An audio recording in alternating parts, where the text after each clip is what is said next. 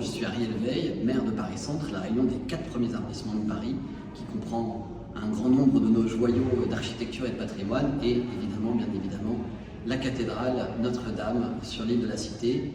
J'ai le plaisir de m'adresser à vous en cette journée d'études. J'aurais souhaité être avec vous, parmi vous, physiquement, mais ne le pouvant pas, j'ai quand même souhaité répondre à l'invitation qui m'avait été faite de m'adresser à vous pour cette journée d'études à l'occasion des 50 ans d'accueil sur le site de Notre-Dame. Et je voudrais remercier et saluer particulièrement Frédéric Ferlico qui m'a sollicité au nom de l'association des guides bénévoles CASA.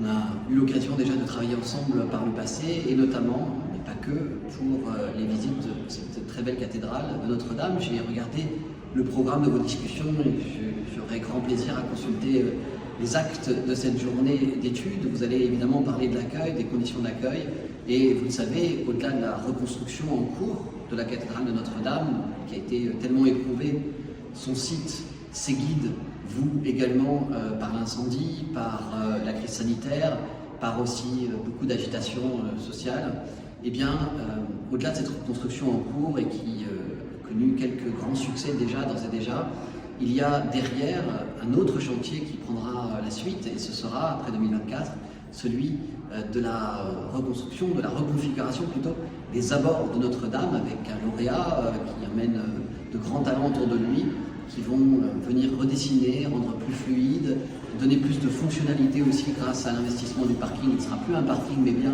un lieu d'accueil qui est fidèle, je crois, à ce qui fait la devise un petit peu des guides bénévoles que vous êtes, c'est-à-dire d'allier l'histoire, l'art et la spiritualité également.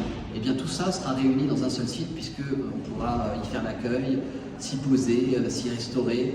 Et puis les enjeux de sécurité, les enjeux de rafraîchissement seront tous revisités. Et je souhaite que dans le prochain projet, dans le projet d'aménagement des abords de Notre-Dame, eh bien, la communauté des guides puisse être partie prenante, qu'elle soit une partie prenante comme elle l'est aujourd'hui de la visite par les fidèles et par les touristes de ce monument qui définit presque Paris. Voilà.